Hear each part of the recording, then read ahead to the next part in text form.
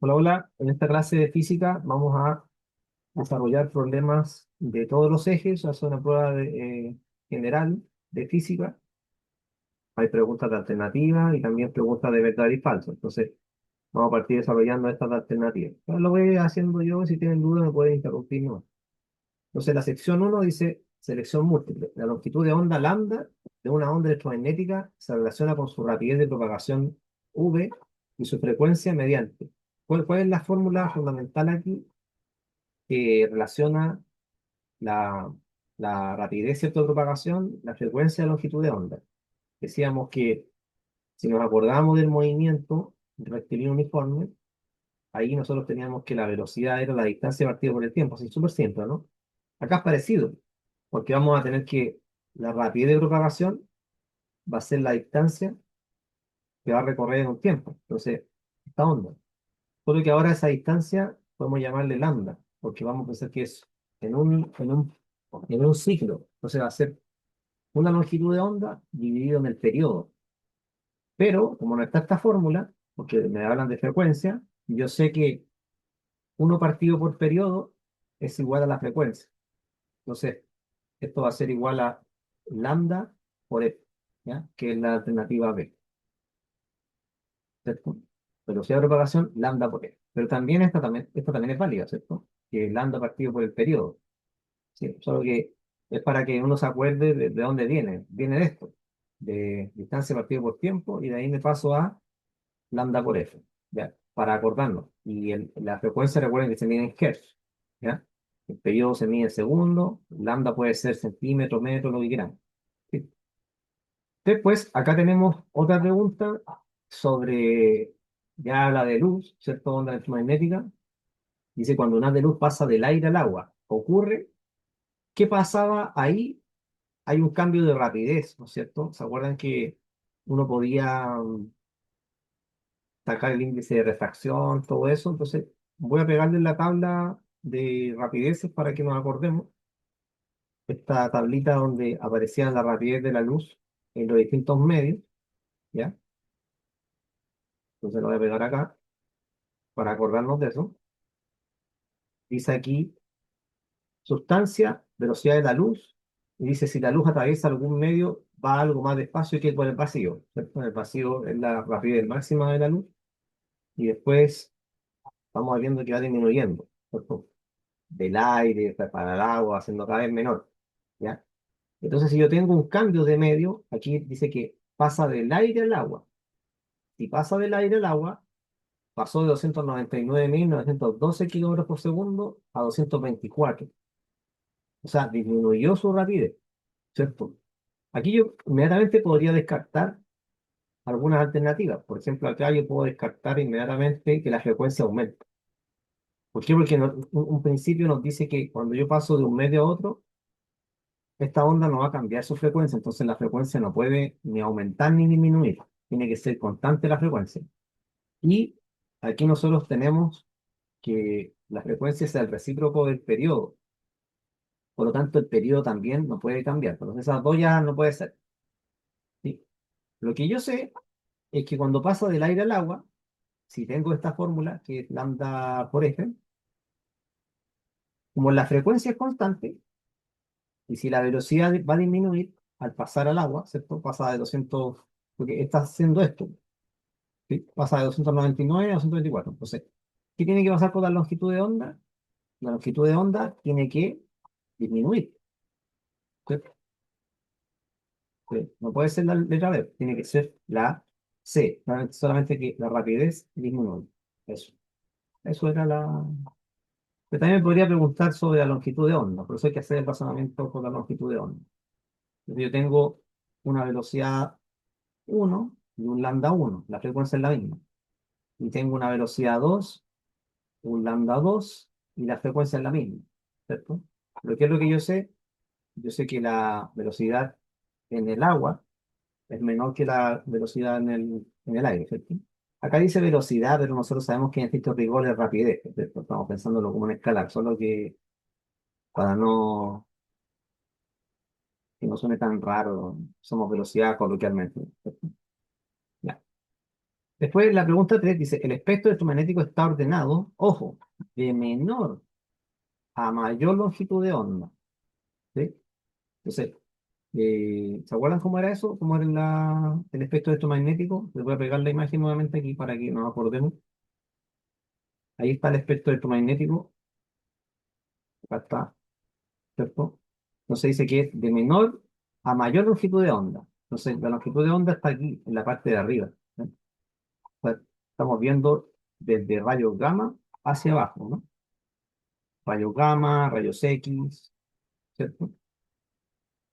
Entonces sería así, pues, de menor a mayor longitud de onda. Entonces estoy viendo acá arriba, estoy viendo esto, ¿cierto? ¿Ven? 10 a la menos 12, 10 a la menos 11, esto es lo que estoy mirando. Por lo tanto, debería ser la alternativa A. Rayos gamma, luz visible después, microondas y ondas de radio. ¿Ya? No están todas, solamente hay que ordenarlo. ¿Cierto? Entonces, si me dijera frecuencia, sería mirar acá abajo, ¿cierto? La frecuencia en Hertz de menor a mayor, ¿cierto? Porque aquí aumenta hacia la derecha la frecuencia, en cambio la longitud de onda disminuye hacia la derecha. ¿Ya? Eso hay que acordarse más o menos el orden. ¿Ya? No tanto los valores exactos, pero sí el orden que tienen. Hay que recordar que los rayos gamma son rayos que corresponden a ondas ionizantes, o sea, hacen daño. ¿Ya? Después, en la pregunta 4 dice el efecto Doppler de la luz. Cuando una galaxia se aleja de la Tierra, ¿se acuerdan qué pasaba ahí? Tenemos el efecto Doppler, pero ¿cómo se llamaba? Ahí puede ser o blue shift o red shift. Está entre esas dos, ¿cierto? ¿Cierto? Hay un corrimiento al rojo o un corrimiento al azul. Eso es lo que tenemos que ver. ¿Sí?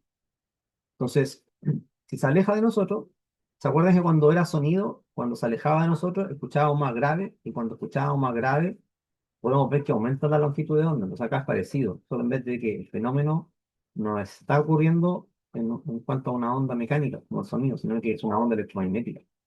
Esa es la diferencia. Entonces, por eso uno a veces hace el paralelo entre luz y sonido, porque hay fenómenos que se entienden mejor con el sonido que con la luz. Sí. Entonces, sobre todo el efecto Doppler. Se entiende mucho mejor el efecto Doppler de esa manera, en cuanto a sonido. Entonces, aquí, fíjense que cuando nosotros tenemos que la galaxia se aleja de la Tierra, va a tender a correrse al rojo. ¿Sí? ¿Por qué? Porque la frecuencia va a disminuir.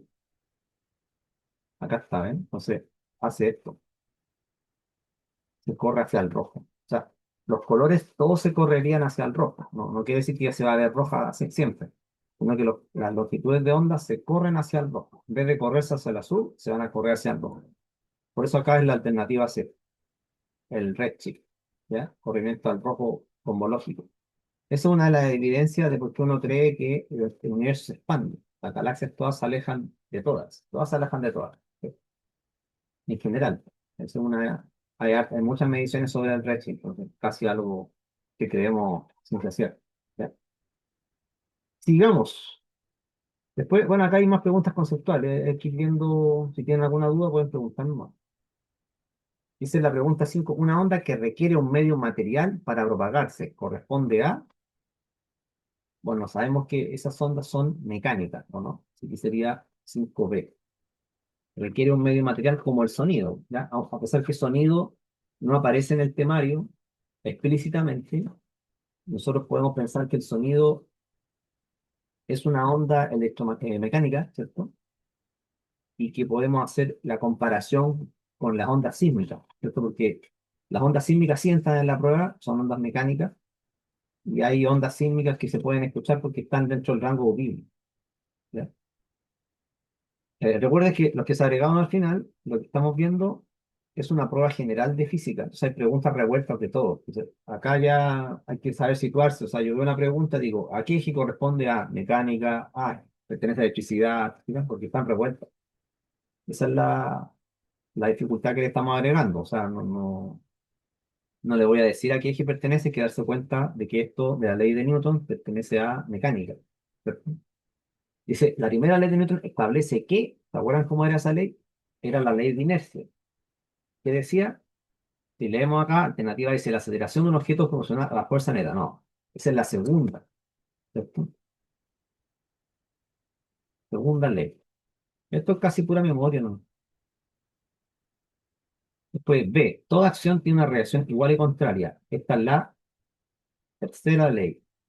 Letra C dice, un objeto permanece en reposo o en movimiento rectilíneo uniforme y la fuerza neta es cero. Esa es la primera ley, o ley de inercia, ¿ya? Y la letra D dice, la fuerza de roce es siempre proporcional a la normal. Ya, ojo que la letra D es algo verdadero, ¿cierto? Nosotros creemos que la fuerza de roce es una constante que es el coeficiente de roce por la normal. ¿Ven? Eso es verdadero, pero no viene al caso, ¿se dan cuenta? O sea, no está respondiendo la pregunta, no completa la oración inicial. ¿Viste? Eso pasa, y se lo decía en otro curso, que en matemática igual. Yo no puedo decir que eso es verdadero o falso, sino que la fuerza de roce es siempre proporcional a la normal, sí, verdadero, pero no tiene conexión con lo que está al principio, que es la ley de Newton, la primera ley de Newton. Eso a veces confunde, porque le colocan una aseveración verdadera, pero que no responde la pregunta. ¿Ya? Luego, en la pregunta 7 nos habla de algo que no hemos estudiado mucho, que es sobre la energía potencial gravitatoria. ¿Ya? La energía potencial gravitatoria se relaciona con la posición del objeto. Entonces, si yo tengo un nivel cero de energía potencial, por ejemplo, yo voy a decir que el suelo, ¿cierto? Este suelo, pensemos, por ejemplo, a nivel de mar, por ejemplo, es un nivel cero de energía potencial. Entonces, si de ese nivel cero yo levanto un objeto a una cierta altura h, ese objeto tiene una masa m, entonces la energía potencial en ese punto va a ser el peso por h, o sea, mg por h. Ya, esa energía potencial a esa altura. Si yo subo más el objeto, lo subo, lo subo, lo subo, va a aumentar la altura, entonces va a tener más energía potencial, así que sería mgh, 7b. ¿Ya? Eso no lo habíamos visto, pero bueno que vamos viendo cosas de energía también para ir completando los contenidos. Después vamos a hacer otras así pruebas generales. Si falta algo, siempre quedan como cosas en detalle. Te falta. 8. Ya esto nos pasamos a electricidad. Se encuentra que están mezcladas las preguntas. Dice, en un circuito eléctrico con resistencia en paralelo. Acordémonos en paralelo. ¿Qué pasaba en paralelo? Vamos a dibujar aquí una fuente. Pensemos en dos resistencias para hacerlo más fácil. Positivo, negativo. Voy a colocar acá otra resistencia. Ahí, ¿cierto? Eso está en paralelo. ¿Qué era igual acá? Los voltajes, ¿cierto? O diferencia de potencial. O sea, esta altura que tenemos nosotros ahí, esa diferencia de potencial, son iguales para las dos resistencias y para la fuente. Eso tenemos que recordar, ¿ya? Pero como no nos dice eso, la alternativa C dice el voltaje es diferente en cada rama, eso es falso, ¿cierto? Porque nosotros sabemos que en esta rama los voltajes son iguales, que se refiere a eso la rama, ¿ya? Entonces, lo que sería verdadero sería la alternativa B, la corriente se divide entre las ramas, ¿cierto? Eso sí sería verdadero por ley de Kirchhoff, o sea, aquí lo que está pasando es que la corriente cuando pasa de aquí se separa en estas dos ramas, ¿ven? Porque hay un nodo acá. Entonces lo que entra va a ser igual a lo que sale. Esta corriente que va entrando se va a dividir así y así, ¿ven? Entonces esta corriente uno se divide en esta corriente 2 y esta corriente 3. Entonces yo voy a decir que uno va a ser igual a I2 más I3. Por ejemplo, 4 amperes más 5 amperes, tanto, ¿ven? Eso es lo que me está diciendo la alternativa B. La corriente se divide entre las ramas por ley de Kirchhoff. ¿Ya? La ley de los nodos dice que las corrientes que entran al nodo tienen que ser igual a lo que salen. ¿Ya?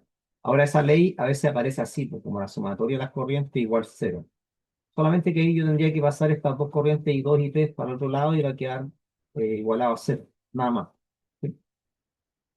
Nosotros de repente vemos que aparece en algún libro en internet la sumatoria de las corrientes igual cero o la sumatoria de los voltajes igual cero, porque ya sea ley de nodo o ley de malla, depende cómo uno quiera ordenarlo. Ya eso es lo mismo, es álgebra, ¿no? 9 dice, la refracción de la luz ocurre cuando. ¿Recuerdan cuando teníamos refracción? Refracción ocurre cuando hay cambio de medio. Cambio de medio. Y eso ocurre, por ejemplo, en los lentes. ¿Sí? Entonces, ojo acá porque cuando nos están hablando, en la pregunta 2 dice, cuando hay un haz de luz que pasa del aire al agua, eso es refracción. Hay un cambio de medio, pasa del aire al agua, o puede ser incluso el vacío al aire. Hay un cambio de medio y por lo tanto hay un cambio en el ángulo que tiene el haz de luz, ¿cierto? Entonces dice, la refracción de la luz ocurre cuando, y aquí tenemos que ver cuál aseveración está mejor formulada, ¿cierto? Dice, la luz se refleja completamente en una superficie. No, porque ahí está hablando de reflexión interna total, o reflexión total, como con lo que ocurre en la fibra óptica, ¿no? B, la luz cambia de medio y se desvía de su trayectoria. ¿Ven? Eso debería ser lo correcto. Cuando habla se desvía de su trayectoria, está diciendo que cambia el ángulo.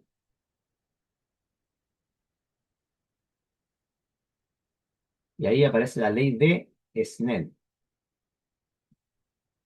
porque la ley de Snell me permite calcular el ángulo que va a tener en el segundo medio, dado el ángulo inicial, el índice inicial y el índice de refracción del segundo medio. O sea, si yo tengo eso, puedo calcular el ángulo nuevo, ¿cierto? Si fuera el mismo medio, no se desviaría, seguiría derecho, pero si el ángulo no es recto, va a cambiar. O sea, cuando es recto se devuelve por ahí mismo, sigue por ahí mismo, se devuelve por ahí mismo, ¿cierto? Pues me refiero a esto, que si yo tengo que el rayo incide en 90 grados, va a seguir en 90 grados. No importa que tenga un N1 y un N2, va a seguir así. Y parte de este rayo también se va a reflejar por ahí mismo, ¿cierto?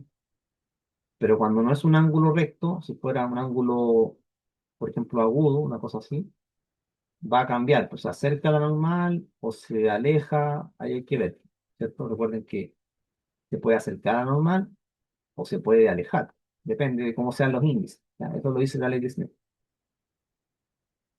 Así que aquí sería eso, sería la luz cambia de medio y se desvía de su trayectoria, o sea, cambia el ángulo. ¿Ya? Aquí nos devolvemos a mecánica con la pregunta 10. Dice, la fuerza de roce cinética. ¿Se acuerdan que eso era, eh, teníamos una curva que relacionaba la fuerza externa con la fuerza de roce? Tenía una parte estática y una parte dinámica o cinética, ¿cierto? Aquí debe ser la letra C. Es constante para un mismo par de superficie de movimiento.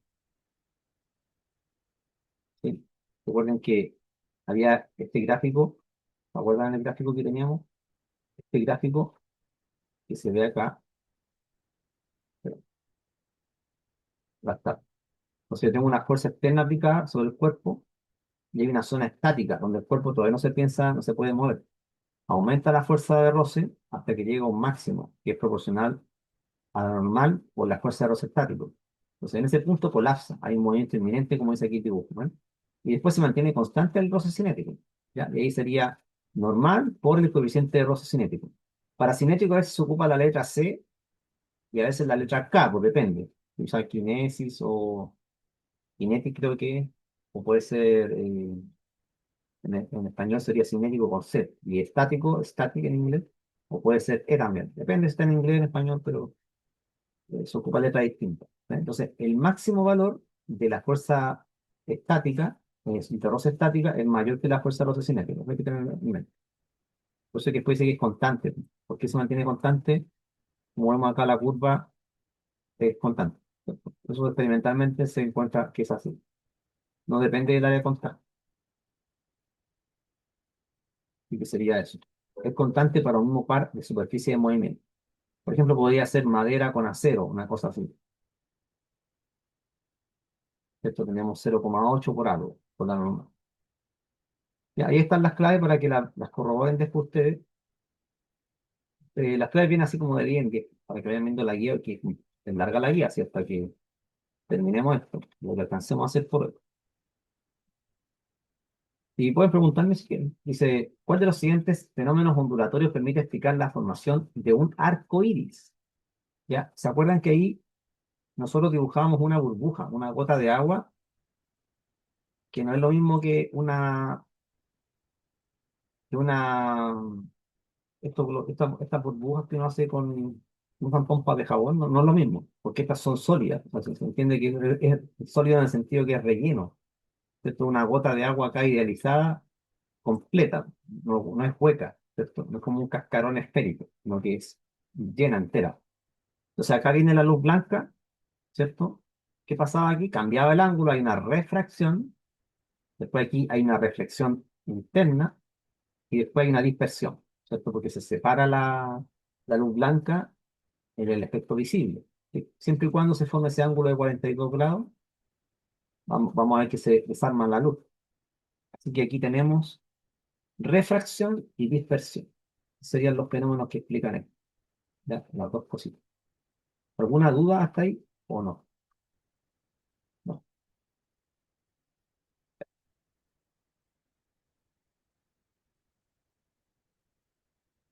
Refracción y dispersión.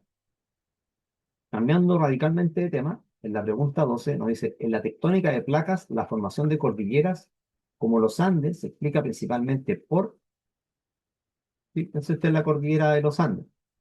Nosotros tenemos que hay una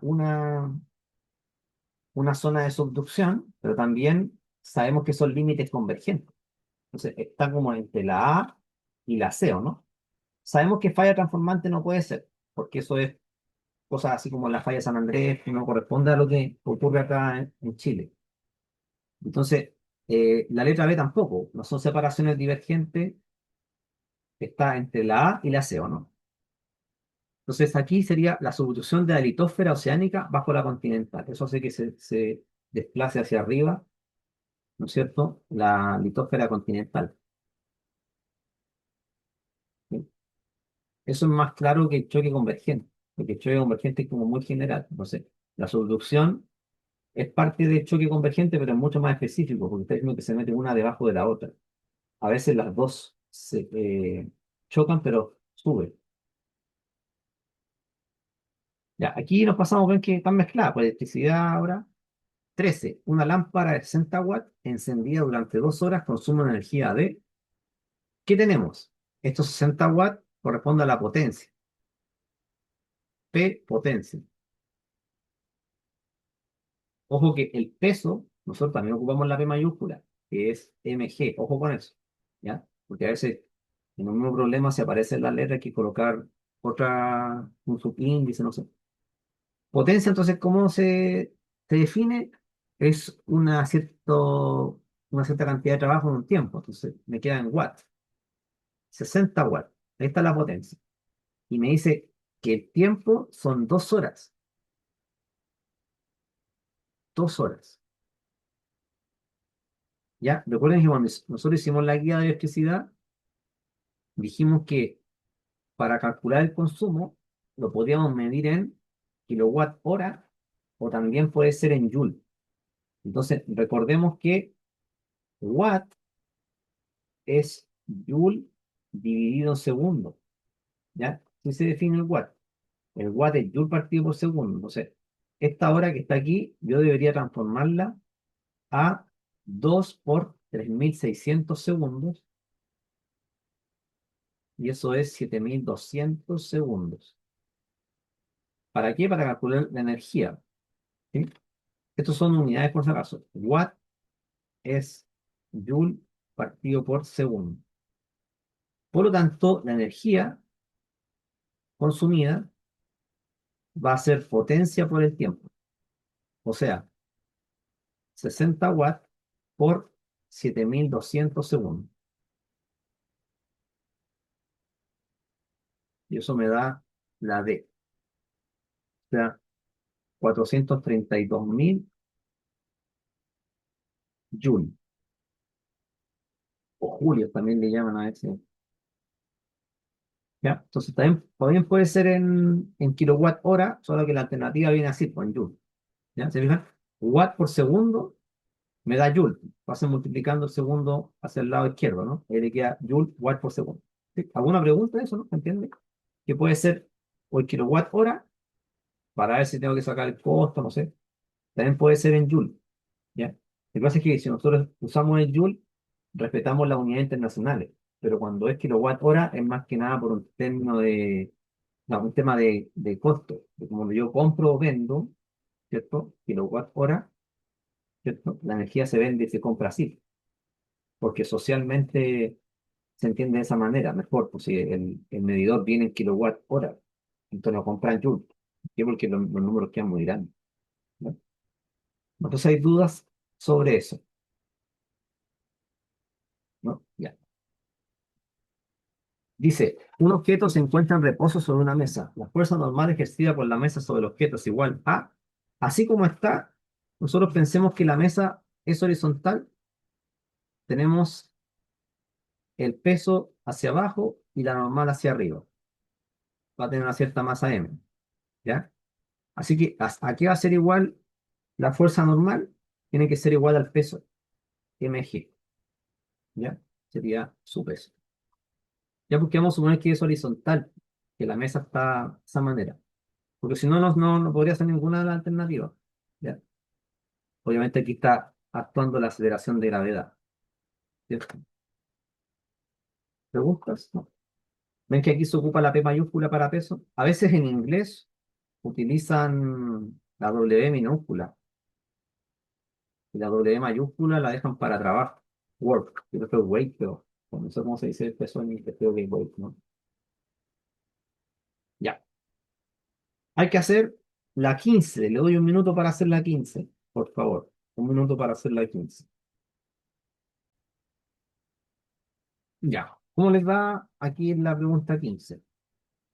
Dice, el fenómeno que explica que las ondas electromagnéticas puedan transmitirse sin un medio material es, eso tienes una pregunta que va dirigida a, a responder sobre la naturaleza de la onda, ¿eh? Me estaba preguntando sobre por qué pasa eso. Porque las ondas electromagnéticas, ¿cierto? Tienen que ver con esto, con la naturaleza electromagnética de la luz. Sería 15C. La pregunta tiene que ser respondida usando esta palabra de la naturaleza. La luz no es una onda mecánica, es una onda electromagnética. Y por lo tanto, no es necesario un medio para propagarse, porque lo que hace es perturbar el campo electromagnético y eso, pues seguro.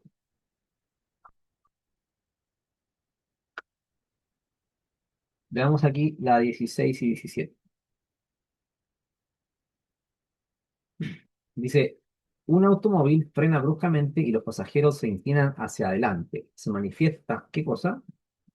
Eso simplemente por la primera ley de Newton, ¿cierto? Que las personas tienden a seguir hacia adelante, el principio de inercia.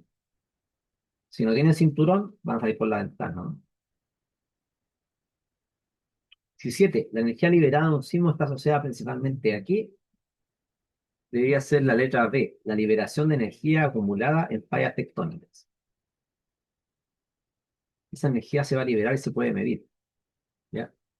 Las demás sí pueden ocurrir, pero como usa acá la palabra principalmente, está hablando como de la causa principal, pues por la mayor causa. Porque también puede ser que haya acción de fuerza gravitacional externa, como la luna, ¿cierto? Que se alinea con el sol y nosotros estamos entre medio. Eso puede provocar pequeños movimientos, sí. Mm, pero no es tan fuerte como la energía acumulada en las fallas tectónicas, ¿cierto? 18. Dos resistencias de 6 ohm y 3 ohm se conectan en serie a una batería de 9 volt. La corriente en el circuito es. Aquí yo podría hacer un circuito, dibujar un circuito para acordarnos, ¿cierto? Ahí está la de 6, ahí está la de 3 y después se cierra el circuito. Tengo mi fuente de poder, 6 ohm, 3 ohm y la batería dice que da 9 volt, ¿cierto? Entonces, la corriente que pasa por aquí va a ser la misma para las dos resistencias. Entonces, lo que yo tengo que sacar es una resistencia equivalente, que va a ser la suma directa entre estas dos. O sea, 6 ohm más 3 ohm. Eso da 9 ohm. Y luego, para sacar la corriente I, yo tengo que pensar que esa corriente I aparece de la ley de Ohm, como el voltaje de la fuente partido por la resistencia equivalente, que es la suma de estas dos. Entonces quedaría 9 volt dividido entre 9 ohm. Y eso da 1 amper. Ahí, nada más. 18A. ¿Ves? Entonces, hay que tener muy claro para la prueba PAES la diferencia entre circuitos en serie, que aquí en el circuito en serie la corriente es la misma. En cambio, cuando es en paralelo, como la pregunta de acá, aquí el voltaje es el mismo de la fuente y de estas dos resistencias que están ahí, o de las que tengan. No sé no sé cuántas resistencias son acá. Puedo decir una R1, una R2.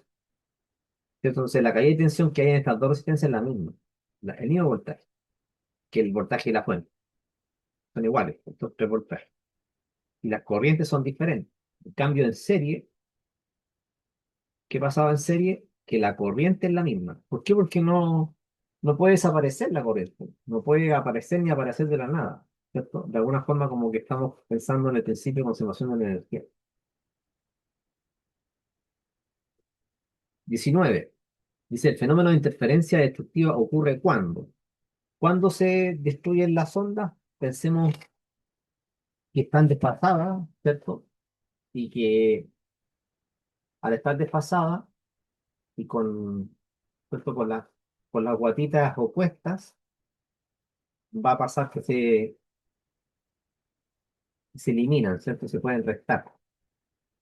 Dice aquí en la letra C, dos ondas se combinan en oposición de fase, ¿ven? Y reduce la amplitud resultante. La amplitud no tiene por qué ser cero la resultante, pero lo que sí pasa es que se reduce. Eso es interferencia destructiva. Se reduce la amplitud. Puede ser cero, sí, a veces se anula completamente. Por ejemplo, si usted el seno con el coseno los corre de tal manera, puede ser que sea la suma cero. Les queda una línea, se anula. Y acá también nos está hablando de una aplicación tecnológica, y eso lo dije arriba. ¿Cuál de las siguientes dispositivos utiliza el principio de reflexión total interna? Es la fibra óptica. La fibra óptica se aprovecha de ese principio para poder transmitir información, ¿cierto? Por aquí, por el núcleo, debido a los índices de refracción N1 y N2, por aquí pasa el rayo de luz, ¿cierto? Generalmente en infrarrojo, va a reflejarse sucesivamente y eso es muy eficiente. O sea, la fibra óptica es cara, sí, pero es lo más eficiente que tenemos. Yo le mostraba el mapa de los cables submarinos de fibra óptica, son tremendas cuestiones. Y bueno, eso es lo mejor que tenemos. Así que sería una fibra óptica. ¿Alguna pregunta hasta ahí? Ya llevamos 20. Esto como a nivel de repaso, sirve mucho. Si alguna cosa quedó pendiente, ya estamos viendo de manera global la prueba. Y es 21. Dice, una onda sonora con frecuencia 440 Hz se propaga en el aire a 340 metros por segundo. Su longitud de onda es aproximadamente. ¿Ven? Aquí incluso no es necesario que yo estudie sonido, o sea, me están dando la frecuencia y la rapidez y me preguntan la longitud de onda. O sea, aunque no entre sonido en la prueba, igual le pueden colocar este problema porque si yo borro aquí, no pasa nada. O sea, ya tiene los datos. ¿Cierto? ¿Qué es lo que nosotros sabemos? Sabemos que la rapidez de propagación es lambda por f. ¿Sí? Y me preguntan la longitud de onda. Entonces, la longitud de onda va a ser la rapidez partido por la frecuencia. La rapidez son 340 y lo debo dividir por la frecuencia que son 440. ¿Cuánto es eso? Eso daría 0,77, creo. Sí. 0,77 metros partido por segundo. ¿Por qué? Porque esta frecuencia, como tiene un hertz ahí, a ver, esperen. No, este es metro nomás, perdón. Porque el hertz Hertz, como queda 1 partido por segundo, y arriba tengo metros partido por segundo, se van los segundos y me queda metro. Me quedan metros. ¿Sabes? Creo que no puede ser longitud de onda metros por segundo. Estaba viendo esta velocidad. Por eso. Así que eso. La sacan de acá nomás la longitud de onda. Y también se puede calcular el periodo incluso. Aquí le podrían preguntar el periodo, sí, porque tiene la frecuencia, se lo puede despejar, sacando al recíproco. Bien. Pregunta 22 habla de movimiento rectilíneo uniformemente acelerado. Dice, un automóvil parte del reposo y alcanza 20 metros por segundo en 5 segundos. Su aceleración es, ya, recordemos que la aceleración se calculaba así, como delta D dividido en el delta T. La diferencia de velocidad en un intervalo de tiempo. Velocidad final menos velocidad inicial partido por TF menos TI. Sería 20 metros partido por segundo al inicio, como está en reposo, menos cero, y abajo quedaría el intervalo de tiempo, no, porque son 5 segundos. Y esto me daría 4 metros partido por segundo cuadrado. ¿Ven?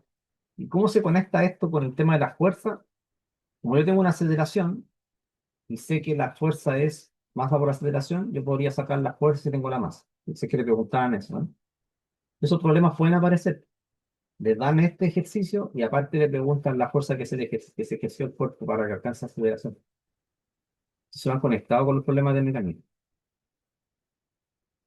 22, letra B. ¿No hay dudas hasta ahí? ¿Todo claro? Ustedes me dicen.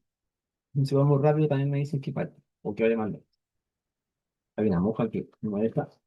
Se va para acá. Terrible.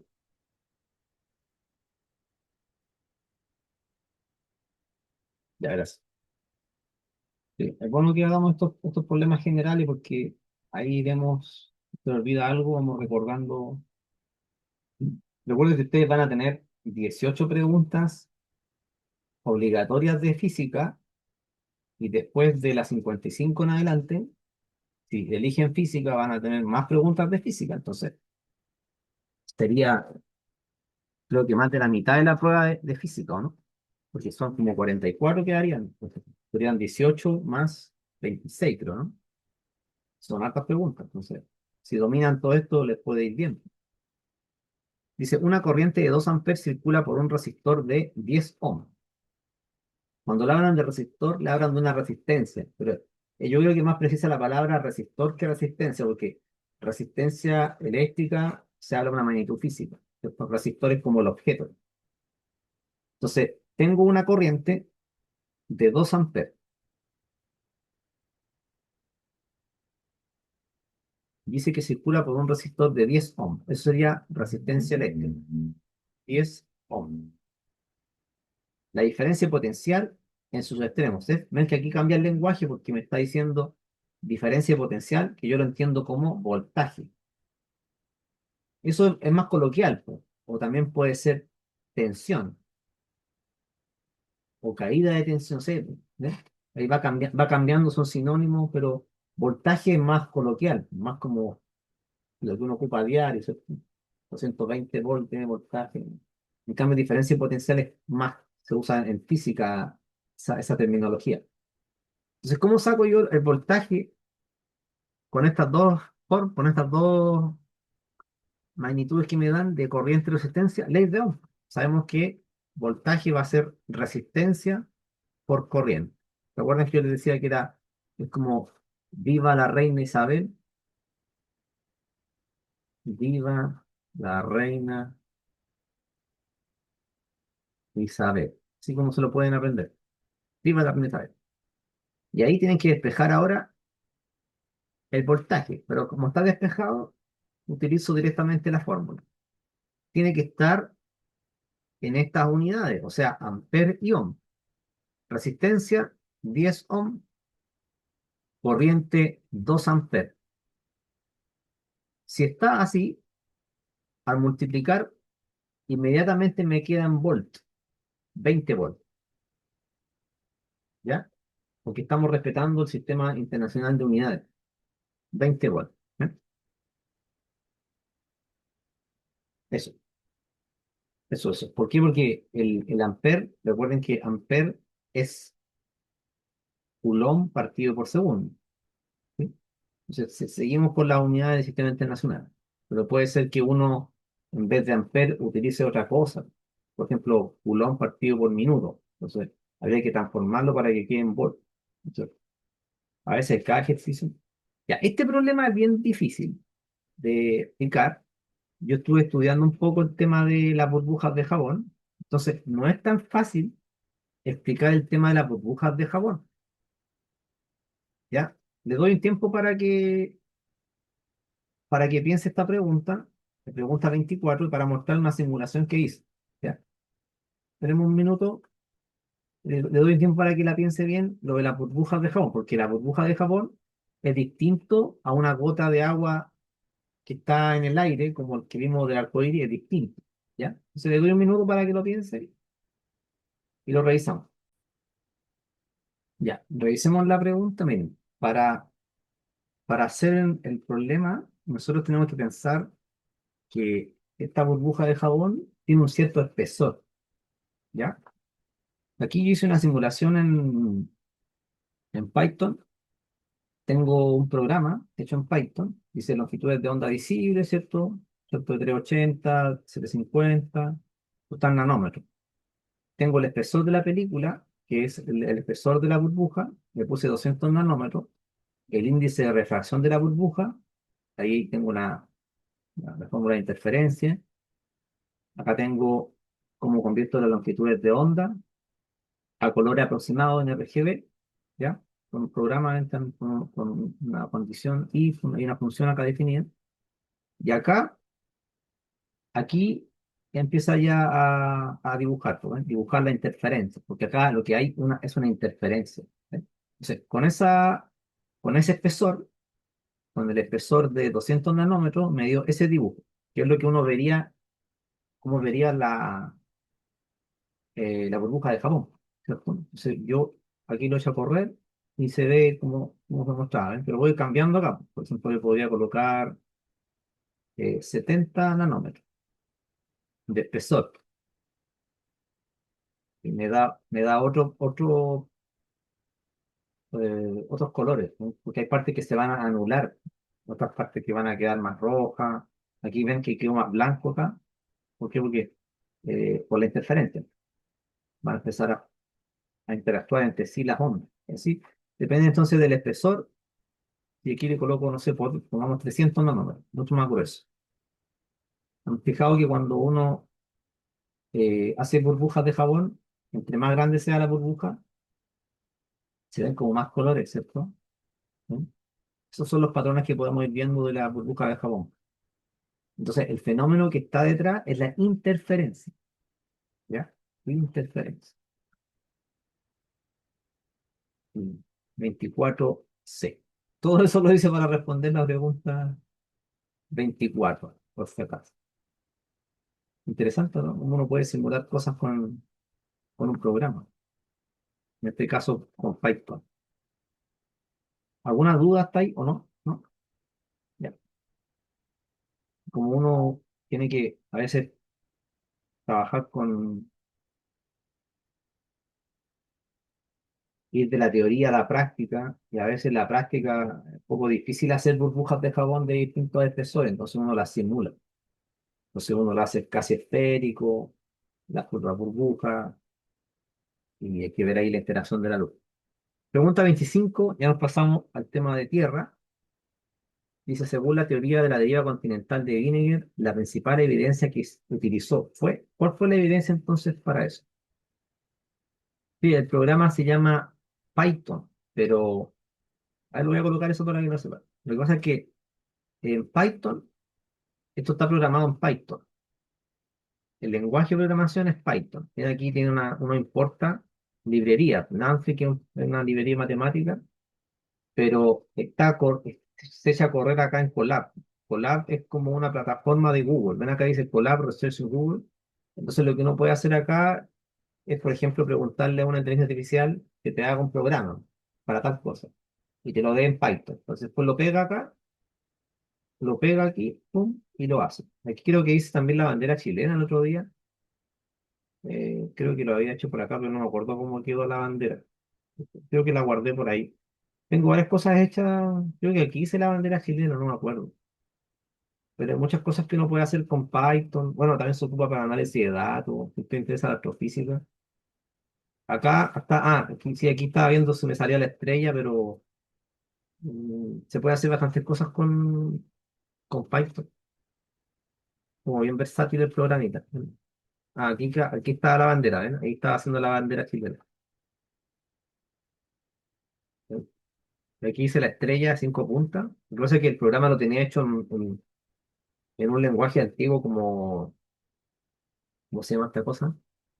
Un lenguaje de programación que era de Atari, del año de la pera. Entonces el programa lo trasladé a Python. Entonces aquí hice la estrella de 5 puntas y después hice la bandera chilena. Con este programa, ¿ven? Hice la bandera, pero no me quedó perfecta así. Pero la hice con razón de oro, que quedara lo mejor posible. Porque me hacía la estrella invertida, por eso le puse acá. Eso uno puede hacer con Python, con muchas cosas. O sea, lo primero que se enseña en programación es como la estructura de cómo uno programa, pues. Y después uno ve el lenguaje de programación, pues si es Python, si es Java, si es C, si es C Sharp, o si va a ser juego, Unity. Depende de lo que uno quiera, pues. Pero eso puede ser RStudio para analizar datos también. Ahí hay que meter si le interesa.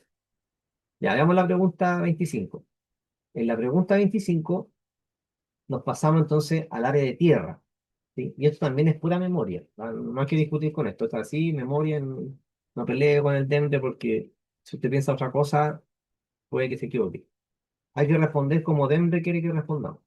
Dice, según la teoría de la deriva continental de Wiener, la principal evidencia que utilizó fue, y es la evidencia de tipo fósil y geológico. Nada más que eso, 25A.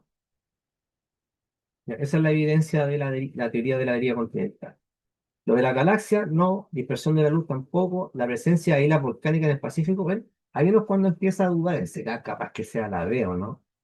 No, pero él dice que es la principal evidencia, porque la letra D quizá aporte un poco de evidencia, pero la otra es mucho mayor, ¿sí?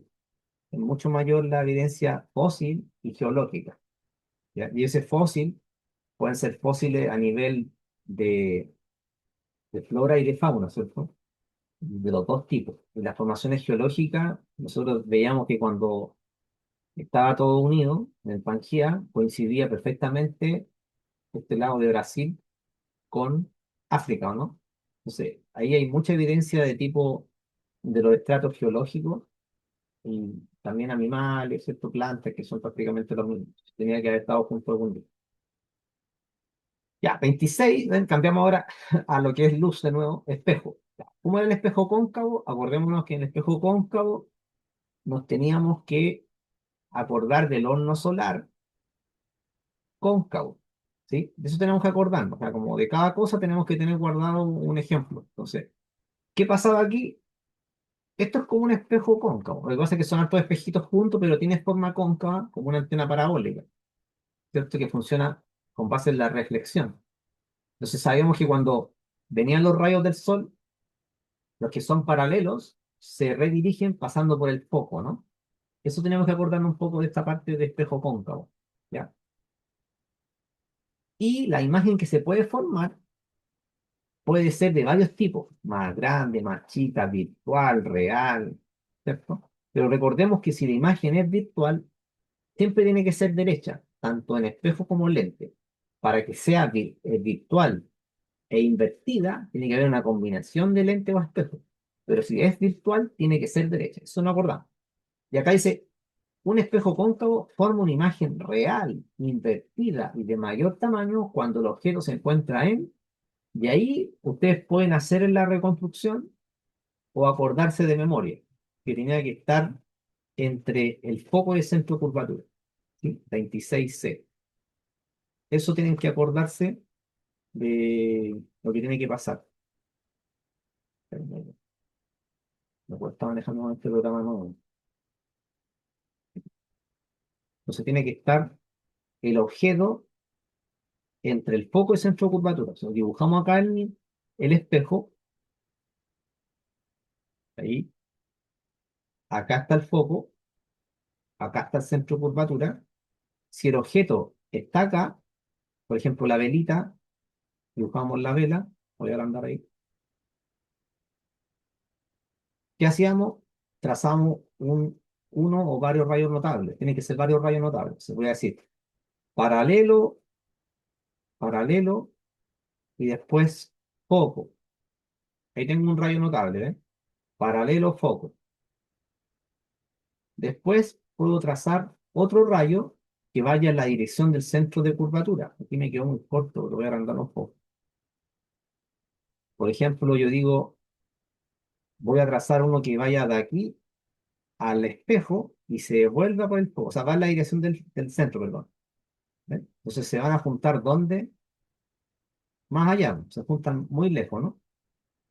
Por lo tanto, la imagen que se va a formar es súper grande. Acá no se juntaron, se forma la imagen. Ahí está, ¿eh? La vela está ahí. Bueno, sería la llama, y esta había que agrandarlo un poquito. Lo exageré mucho. Entonces la vela quedaría así, al revés, ¿cierto? Bueno, si ustedes hacen un buen dibujo, les va a quedar bien. Que la vela va a quedar más grande, va a quedar más allá del centro de curvatura, o sea, entre el infinito y el centro de curvatura, pero lo que cumple es eso, que se forma una imagen real. Es real, porque son directamente los rayos reflejados. ¿Ya? Recuerden que cuando era cóncavo, nosotros esta otra parte de atrás la tachábamos ¿sí? Porque era lo que estaba rugoso. Es invertida, sí, y de mayor tamaño cumple. Entonces, el objeto, ¿dónde tiene que estar? Entre el centro de curvatura y el foco. ¿Ven? Para que se forme la imagen ahí, obviamente, entre el infinito y el centro de curvatura. ¿Ya? Y ojo que el caso uno que veíamos era la contraparte de esto. Cuando estamos entre el infinito y el centro de curvatura, la imagen se forma ¿dónde? Entre el centro de curvatura y el foco. ¿Ya? Entonces, esta es la imagen, por si acaso. ¿Alguna pregunta o no? Entonces, tienen que ser capaces de reconstruir el dibujo en la misma prueba. Si se le olvida, lo pueden sacar ahí mismo. Yo no me acuerdo de todo. Si yo, algunos que me olvido, los puedo sacar. Si es que me olvido. Entonces, hay preguntas hasta ahí. Queda todavía tiempo, ¿eh? Queda media hora.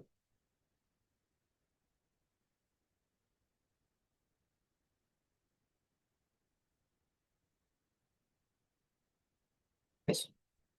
Ya, le doy un tiempo para que haga el problema 27 y 28. Unos 2 minutos, por favor.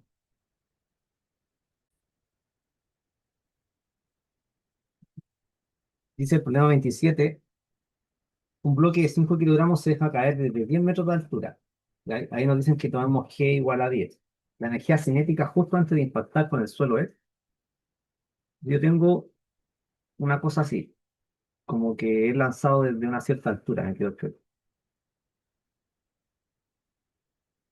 Ahí o no. Tengo una cierta masa, desde acá se tira y esta altura es 10 metros. ¿Ya? Entonces nosotros vamos a despreciar el roce con el aire. Entonces, en este punto vamos a tener una cierta energía. Entonces va a tener un punto uno y un punto 2, que es justo el suelo. Si yo tengo que la energía mecánica en el punto uno va a ser igual a la energía mecánica en el punto 2. En el punto uno vamos a tener energía potencial uno más energía cinética uno. Y en el punto 2 igual, pues, energía potencial en 2 más energía cinética en 2. Pero yo voy a elegir estratégicamente de energía potencial cero acá, ¿ya? Por lo tanto, la energía potencial en el punto 2 va a ser cero. Y aquí arriba, como se suelta, como es caída libre, la energía cinética en uno va a ser cero. Por lo tanto, la energía potencial en uno, que va a ser mg por h, va a ser igual a la energía cinética en 2. Prácticamente toda la energía potencial en uno se transforma en energía cinética en 2, despreciando el roce con el aire. Entonces basta con que yo calcule mg por h, ¿ya? Entonces sería 5 kilogramos por G, que es 10, y por la altura, que es 10. Eso sería mi energía cinética en 2. Sería 500, ¿no? Y eso queda en Joule. Sería energía cinética en 2. 27D. ¿Alguna pregunta sobre eso, no? Entonces, conservación de la energía. Estamos conservando ahí la energía porque vamos a suponer que no hay roce con el aire. O sea, algo se va a perder de calor con el roce con el aire. Pero lo despreciamos porque es tan poquito, como no es tanta la altura, podemos despreciar eso. Pero si ya la altura es considerable, no sé, porque queremos calcular la velocidad límite o velocidad terminal, tenemos que considerar el roce con el aire. Por ahora no. ¿Ya? Eso. Voy a seguir con la pregunta 28 si no hay pregunta. Dice, 28. Dos placas tectónicas se separan en una dorsal oceánica. O sea, tenemos límites divergentes, ¿cierto? O sea, la dorsal oceánica se forma porque los límites son divergentes. Así que sería 28B. Ya. Y ahí, ¿qué pasaba? Se formaba corteza. Se va enfriando la lava. Pregunta 29 y 30. Dice, en la 29 un problema de electricidad.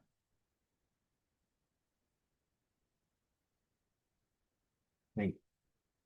La potencia eléctrica consumida por un hervidor que opera con 220 volts y 10 amperes es, recordemos la fórmula de potencia.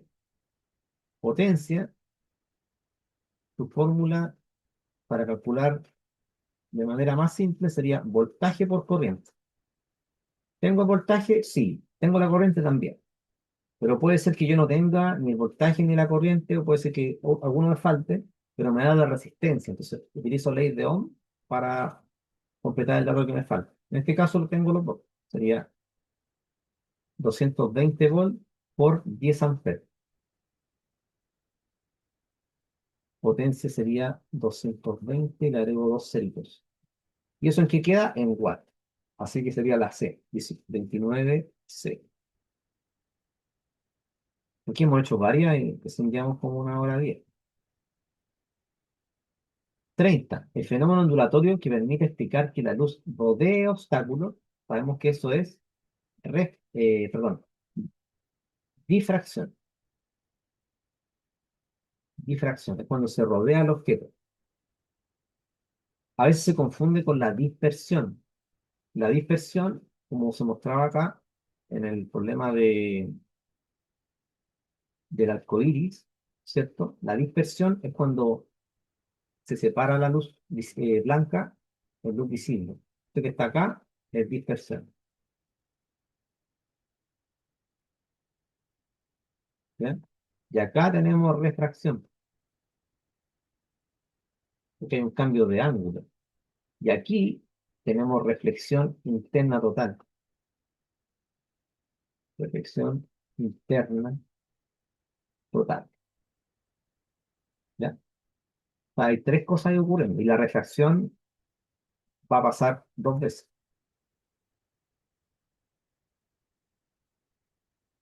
En la 29, eh,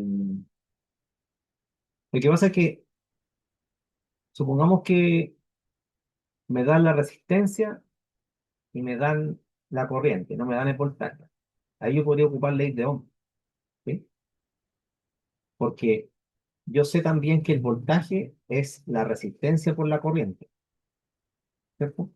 Entonces, lo que va a pasar es que aparecen otras fórmulas, pero se deducen de estas dos. Por ejemplo, la potencia yo podría dejarla como este voltaje y lo reemplazo por resistencia por corriente. Pero como ya tenía una corriente acá, va a quedar resistencia por corriente al cuadrado. Entonces, si me falta el voltaje, puedo ocupar esta fórmula. O si me falta la corriente, la despejo de aquí. Entonces, la corriente sería voltaje partido por resistencia. Así que la potencia sería así. Voltaje por voltaje partido por resistencia. Y eso es voltaje cuadrado partido por resistencia. Son fórmulas alternativas. Basta que yo mezcle ahí la ley de Ohm. Y por eso aparecía el círculo eléctrico. Entonces, el círculo eléctrico es este, que es simplemente mezclar las fórmulas. O sea, las dos fórmulas de ley de Ohm con la de potencia, yo las voy mezclando y aparecen más fórmulas, pero en realidad son las mismas. Son dos nomás. Ley de Ohm, que es voltaje, resistencia por corriente, y aquí potencia, voltaje por corriente, la voy mezclando, haciendo despeje, y aparece este círculo eléctrico. Ya, uno puede demostrar cada una de estas fórmulas, simplemente ir mezclando una en otra, ¿no? Nada más. Eso. Ya, ahí también están las claves. Sigamos, sí. Yo creo que le voy a dar de tarea más que nada los verdaderos y falsos, que aparecen más adelante. Dice, en un laboratorio se hace incidir un rayo láser sobre un prisma de vidrio. Se observa que el rayo se desvía al entrar y salir del prisma. Este fenómeno se denomina, eso es la refracción, ¿no? Porque cambia de ángulo. Ley de Snell, ¿no? No es tan complicado. Refracción. Ya, este es un poco complicado. Sí. No debería estar aquí, aquí es muy difícil, pero lo voy a hacer igual, ¿ya? Porque hay que ocupar ecuación cuadrática y queda con decimales, entonces sería así, miren, dice, una persona deja caer una piedra desde lo alto de un acantilado y se escucha el sonido del impacto 4 segundos después. Entonces tengo una cosa así. A ver, hagamos el acantilado como es, algo así. Listo. Voy a tener una cierta altura, ¿no? Tomo la piedra, la dejo caer, ¿cierto? Dice que se escucha el sonido del impacto 4 segundos después de que la lancé. Si la rapidez del sonido es 340 metros por segundo, despreciando la resistencia del aire, la altura aproximada del acantilado es, ya. Aquí es un poco engañoso porque uno podría pensar que se demora 2 segundos para arriba, 2 segundos para abajo, pero no. Los tiempos son distintos.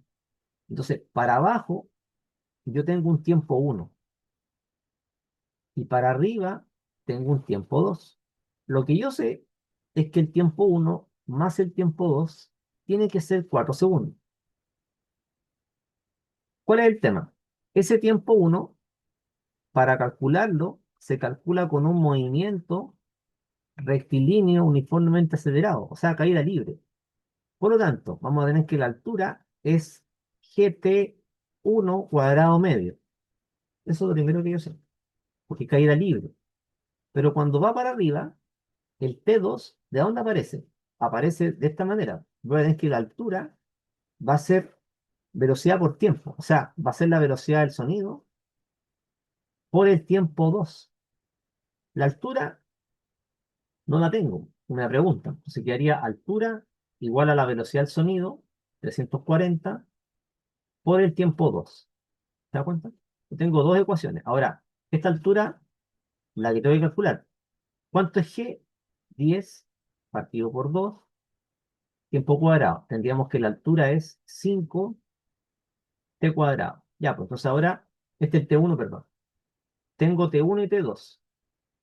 Lo que yo puedo hacer es relacionar estas dos ecuaciones. Entonces voy a poner aquí T1 cuadrado es igual a 340t2. Y ahí tengo una relación entre el tiempo uno y tiempo 2. Entonces paso dividiendo el 5, quedaría 68, ¿no? 68. ¿Ven? Ahí tengo una relación. Entonces tengo que T1 cuadrado es 68t2. ¿Ya? Entonces tengo dos ecuaciones. T1 cuadrado va a ser 68t2. Y por otro lado, tengo que la suma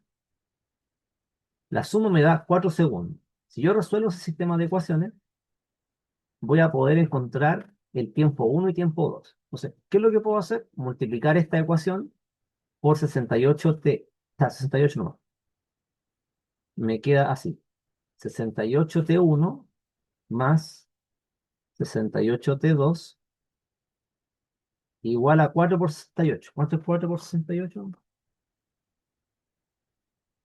4 por 68 son 272. Pero ¿cuánto es 68t2? Eso es t1 cuadrado. Ahí está, ¿ven? Entonces, ordeno esto como una ecuación cuadrática, T1 cuadrado más 68T1 menos 272 igual a C. Y eso lo puedo hacer con un programa. Pero ahora, como estamos en la prueba PAE, tendríamos que hacer, ¿cómo se llama? A mano, pero no quiero hacerlo a mano. Lo que pasa es que el problema no debería estar ahí. Pero más que nada para mostrarles que hay problemas que parten de algo bien sencillo, pero se complican, porque aparecen estas ecuaciones cuadráticas que son no tan fáciles de resolver. Ya, entonces sería, ¿lo ven ahí o no? Voy a poner x al cuadrado eh, más 68x menos 272 igual 0. Ah, ahí estoy mostrando huérfano, ¿no? Sí. Y aquí me van a dar dos tiempos. Voy a poner aquí approximate form y me dio esos tiempos, ¿ven? 3,7889. Es el que me sirve. Lo voy a copiar. Y con eso estoy listo. Con eso estoy listo. Solo que, como le digo, para la prueba PAE quizá habría que hacer algo más exacto.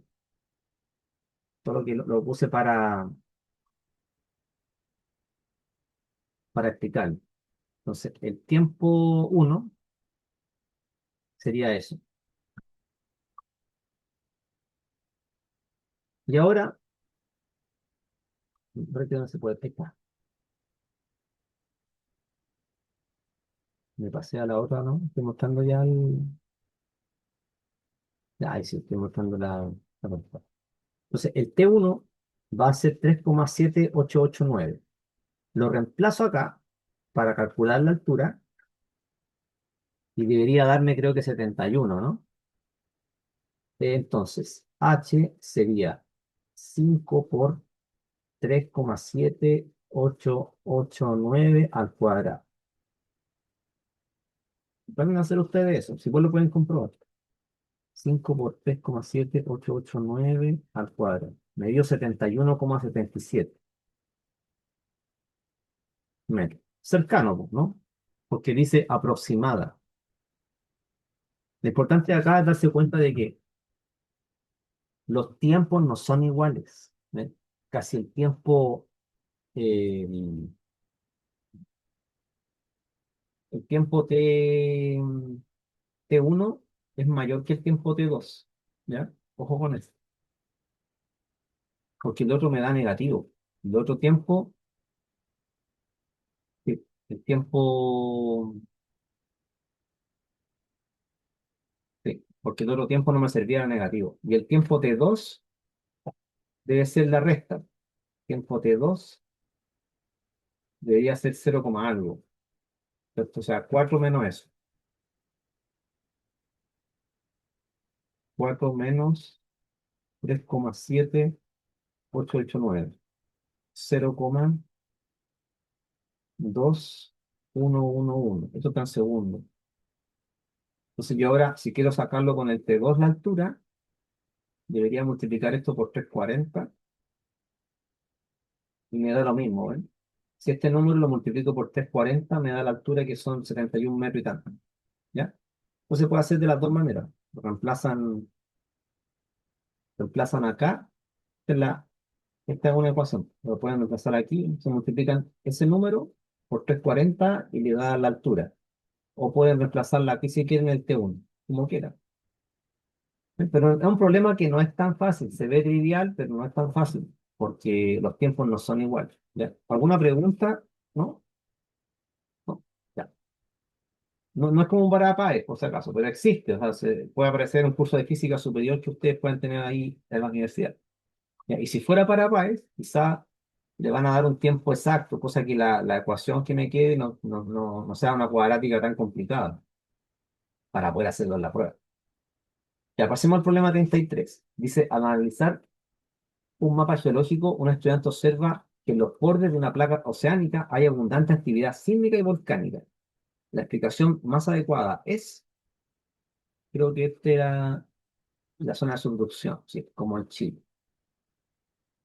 Ejemplo, Chile. Chile es típico ejemplo de eso. 34. Dice, una corriente de 0,5 amperes atraviesa un resistor de 4 ohms durante 10 segundos. La energía disipada es... Ya, primero saquemos la potencia. ¿Cómo se saca la potencia? Potencia es voltaje por corriente.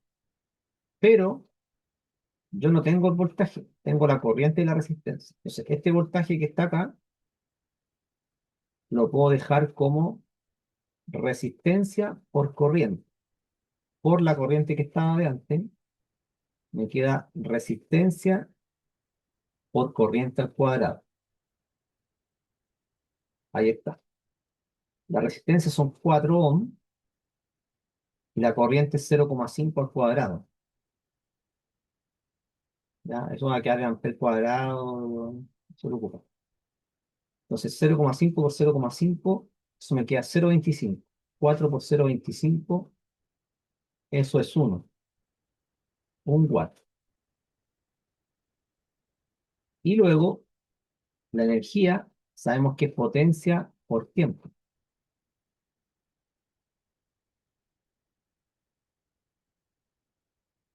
La potencia me dio 1 watt y el tiempo son 10 segundos. ¿Qué me queda watt por segundo? Joule. Y eso.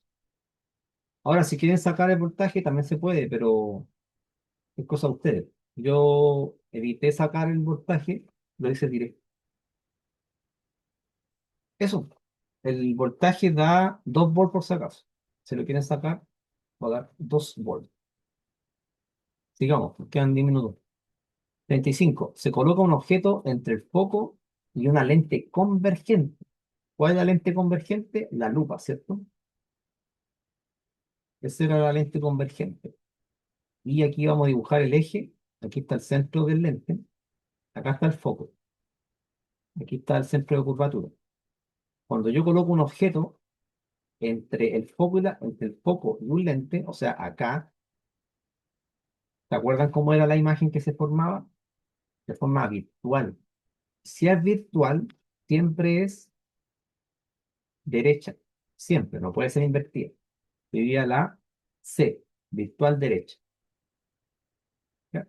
Eso uno lo saca porque ha hecho ejercicios de antes. ¿Cierto? Es decir, uno dice, mire, voy a trazar un rayo notable que sea paralelo, así, y después se va a desviar por acá, pasando por el foco, ¿no es cierto? A ver, sí, es convergente. Después puedo trazar otro que vaya en el sentido del centro, pero vamos a darnos cuenta que la imagen que se va a formar va a ser más grande, que va a quedar, creo que por aquí, que ya no me acuerdo bien cómo quedaba, pero esa es la respuesta. Tiene que ser de mayor tamaño derecha. Si es virtual, va a ser derecha, no puede ser virtual invertido, a menos que hubiera una combinación. 36, ya eso es simplemente ondas. Dice que tengo una longitud de onda de 2 metros. Me están colocando una ola marina. El periodo T son 4 segundos. Entonces aquí vamos a utilizar la fórmula del principio para calcular la rapidez de propagación, que es lambda partido por T. No utilizo la frecuencia. Sería 2 metros partido por 4 segundos, y eso me da 0,5 metros partido por segundo. Estas cositas rápidas pueden hacerlo usted en la prueba para ganar tiempo. 37, digamos. Un estudiante conecta 3 resistores de 6 ohms en paralelo a una batería de 12 volts. La corriente total en el circuito es, yo tengo 1 partido por R equivalente igual a 1 partido por R1 más 1 partido por R2 más 1 partido por R3. Como estos son iguales a 6 ohms cada uno, me queda así. 3 veces partido por 6. Entonces esto va a ser un medio.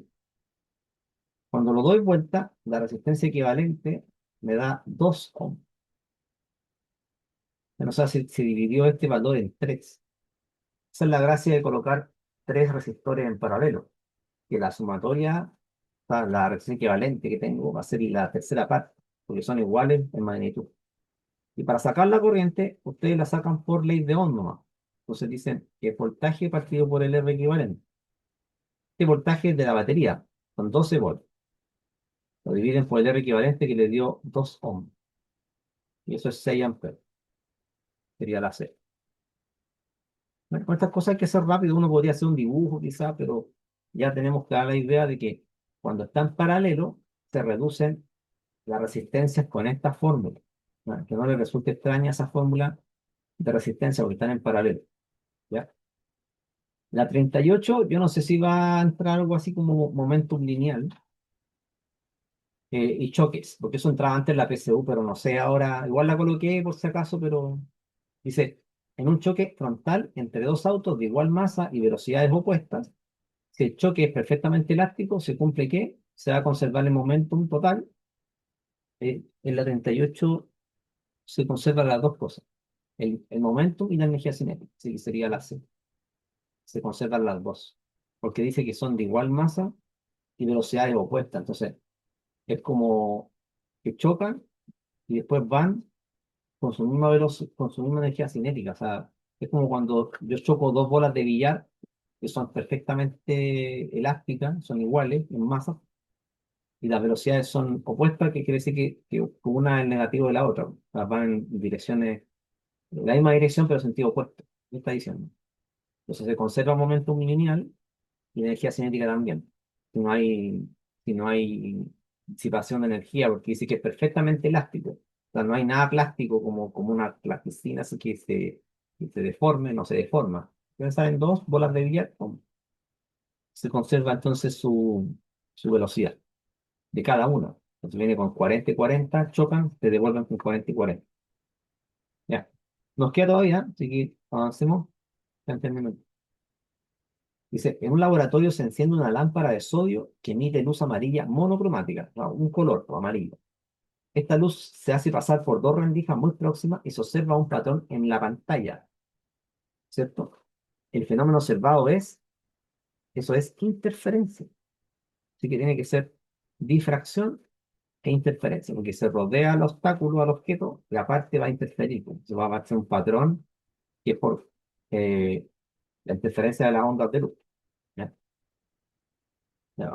¿Se acuerdan del experimento de doble rendija? Eso es lo que está mostrando acá el ejemplo. Dice la 40, una persona observa el fondo de una piscina con agua. Nota que la profundidad aparente es menor que la real. Este fenómeno se debe a... ¿Se acuerdan que le mostraba esta persona que se veía con la cabeza corrida para un lado? ¿Eso por qué pasaba? Porque el índice de refracción del agua no es el mismo índice de refracción del aire. Entonces, por eso nosotros vemos que pasa eso. Ahí está el típico ejemplo del descabezado. Hoy se borró la apertura. Difracción e interferencia. Entonces, aquí ocurre ese fenómeno por la refracción. Ahí está esa imagen antigua. ¿Por qué se ve así? Porque el índice de refracción del aire no es igual que el del agua. Así que sería refracción. 40 refracción. ¿Sí? Tanto esta imagen como lo que está pasando es que yo la profundidad veo menor que la real, es por eso, porque son índices distintos. Y si el agua tiene algún otro componente, por ejemplo, le echan algún material, un líquido que se selló para, como cloro, va a cambiar el índice de refracción, ¿cierto? Le pueden echar otros aditivos más a la piscina, ¿cierto? Entonces, el índice de refracción va a cambiar aún más que el agua pura. ¿Cierto? Ya. 41. El funcionamiento de un control remoto televisor se basa en ondas ¿de qué tipo? Infrarrojo. Infrarrojo. O sea, no está en el espectro visible, no es microondas, no es radio, no es ultravioleta. Aquí la pelea podría ser entre infrarrojo y microondas. Ondas de radio no, pero la pelea estaría entre esas dos, microondas y infrarrojo, pero es infrarrojo. Si acaso. Igual que la fibra óptica. Antes uno pasaba música a celulares con infrarrojo, pero era lento, sí. Hagamos unas tres más y terminamos, ¿ya? Dice, el uso de fibra óptica en telecomunicaciones es eficiente porque porque utiliza reflexión total interna para transmitir luz, ¿cierto? 42 P. Está hablando del concepto de eficiencia, ¿eh?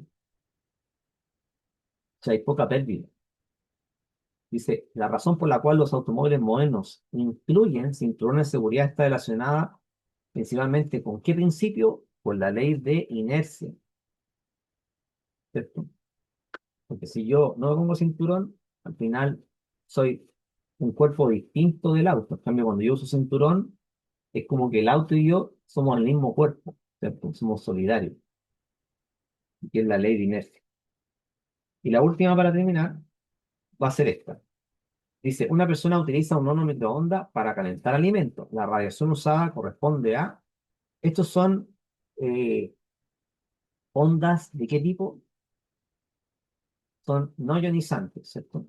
Ondas de microondas no ionizantes. Eso es todo. Bueno, ahí lo dicen, horno microondas. ¿Ya? Mira, hay una que me interesa, que sí la vamos a hacer, que es la de... que podemos terminar el otro día, pero me interesa que avancemos en la de... Y ustedes lo pueden buscar, está más adelante, pero eso sí que me interesa que la busquen, que es el uso de los protectores solares, ¿ya? Porque yo estuve estudiando esa parte y resulta que el uso de los protectores solares se justifica porque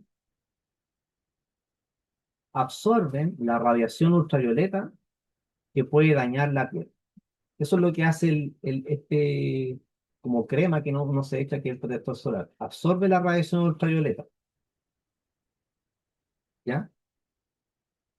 Entonces, esa radiación ultravioleta es absorbida por este material y claro, el material se va a calentar, pero se calienta de una manera que no nos hace daño. O sea, se nos calienta la piel porque se calienta el material, pero no nos hace daño. Eso es lo que está pasando. Absorbe la radiación ultravioleta que puede dañar la piel o que podría dañar la piel.